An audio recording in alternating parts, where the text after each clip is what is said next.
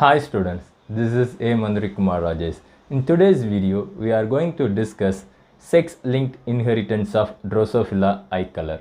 In 1910, T.H. Morgan for the first time discovered sex linkage in Drosophila melanogaster. It is commonly called fruit fly because its major food item is fruit. So, in 1910, T.H. Morgan reported sex linkage in Drosophila melanogaster.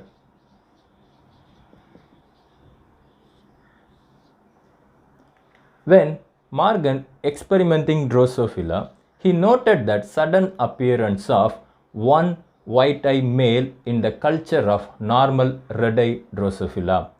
Before we get into the topic in detail, I give you some of the characteristic features of Drosophila and types of sex-linked genes. First, I go with the characteristic features of Drosophila. Normally, Drosophila has a short lifespan. So, it has short lifespan about 10 to 12 days. Then the second point is it can be reared easily and it can be bred under laboratory condition without any fear because it is a harmless fly. So it can be easily reared and it can be easily bred under laboratory condition because it is a harmless fly. Then the third point is it can breed throughout the year. It can breed throughout the year, so we can able to obtain numerous number of generations in a single year. So it can breed throughout the year.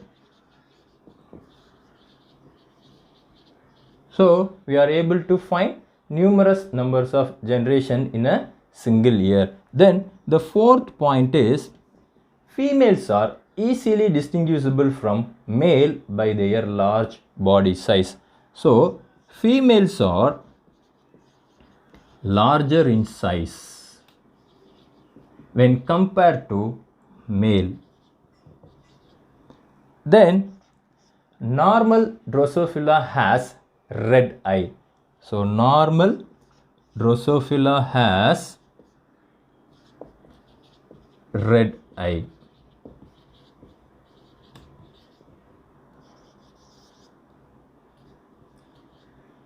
Red eye.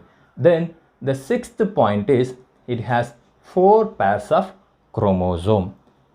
It has 4 pairs of chromosome.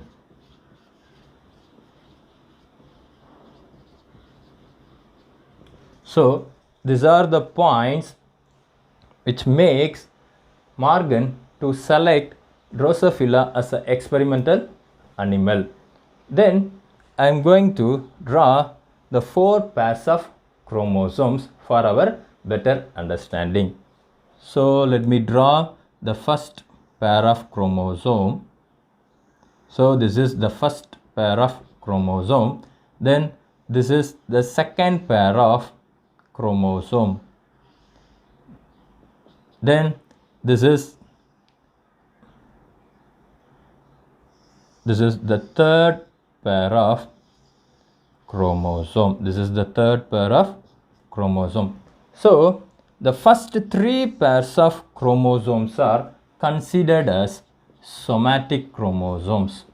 The first 3 pairs of chromosomes are considered as somatic chromosomes.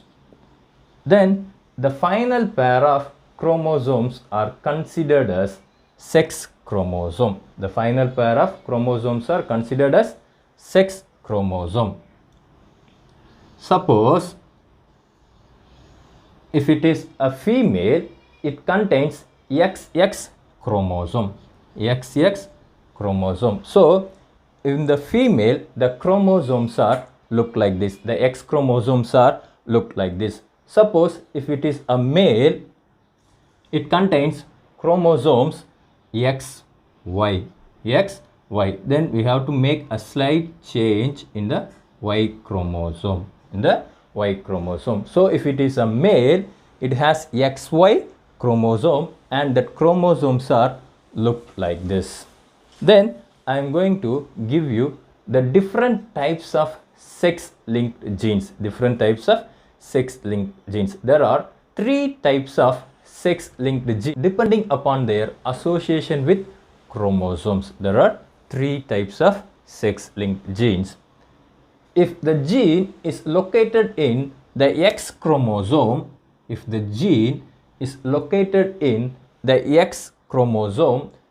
genes are said to be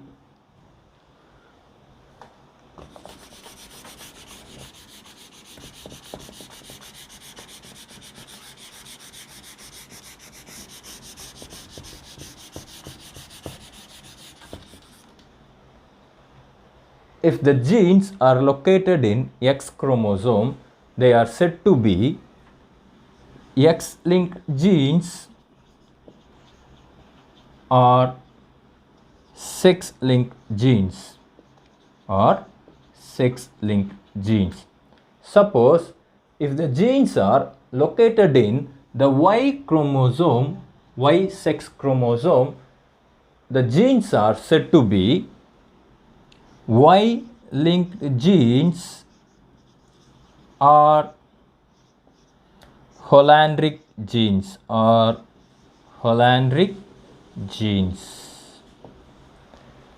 In certain cases, the genes are located on both chromosomes. That means X and Y chromosomes.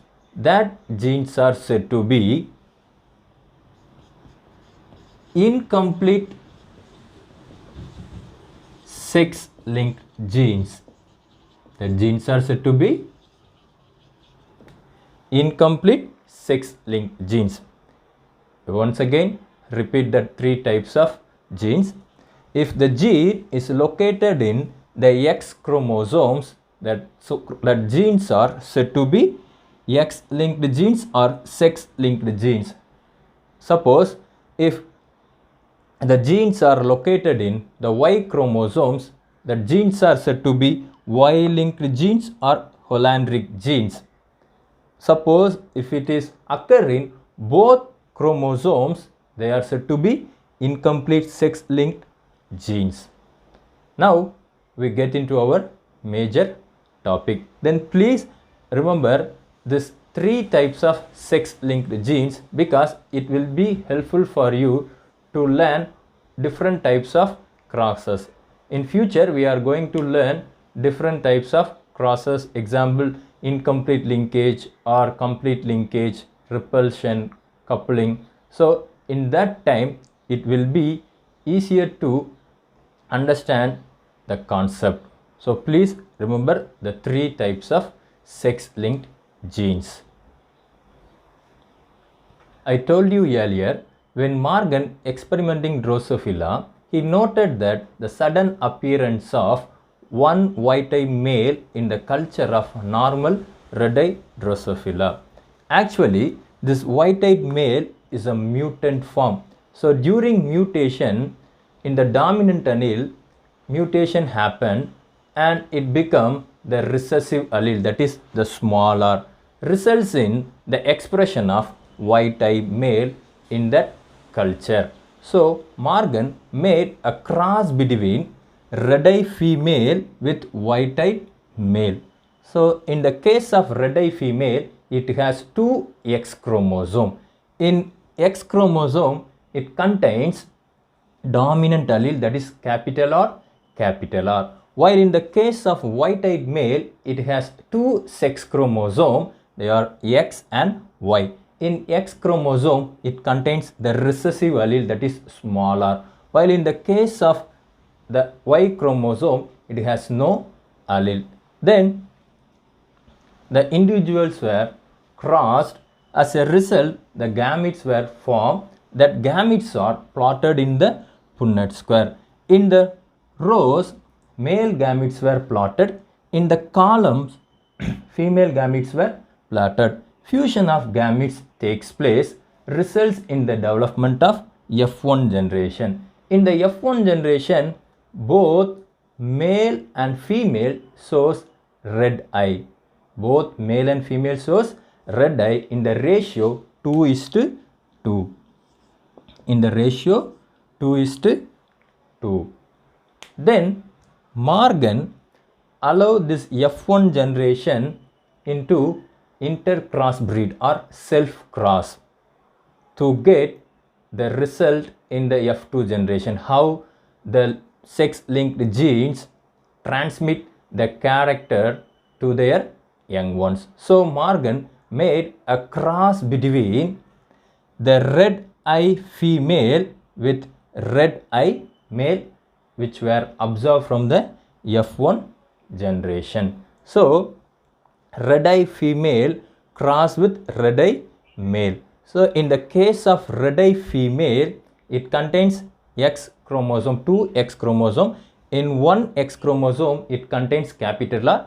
Then the second, in the second X chromosome, it contains the recessive allele small r. While in the case of red eye male, it contains capital R in the X chromosome. In Y chromosome, it has no alleles. Then the cross was made between these two individuals and formation of gametes takes place. That gametes are plotted in the Punnett square. Male gametes were plotted in the rows, female gametes were plotted in the column. As a result, F2 generations were developed. In F2 generation, we could able to find the ratio 3:1. Ratio 3:1. 3 individuals shows red eye, 1 individual shows white eye. So in the 3 red eye individuals, 2 of them were female, only 1 is male. So here we have 2 red eye females. In this column, in this box, we could able to find only 1 red eye male. Then finally, we could able to find white eye male in the last box. So the females were all are red eye, whereas in the case of male, 50% of males shows red eye, 50% of male shows white eye. Then the sex-linked inheritance of Drosophila eye color shows crisscross pattern of inheritance. That means, so this is the father. So father has the recessive allele in X chromosome. That recessive allele transmitted to his daughter in the F1 generation. So in F1 generation, we could find 2 females. In 2 females, they carry the recessive allele. They carries the recessive allele. So this daughter who turn passes the sex-linked character to her son, that is white eye male. So the daughter carries the recessive allele who passes the sex-linked character to her son. So in the F2 generation, we could able to find 1 white eye male. So this type of inheritance is called crisscross pattern of inheritance. Then daughters are act as only carrier. They did not express their recessive trait. Daughters can express the recessive trait only in the homozygous recessive condition.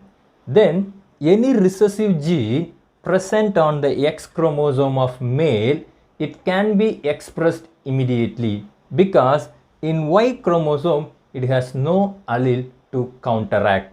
So if any recessive genes present in the X chromosome, it can be expressed immediately.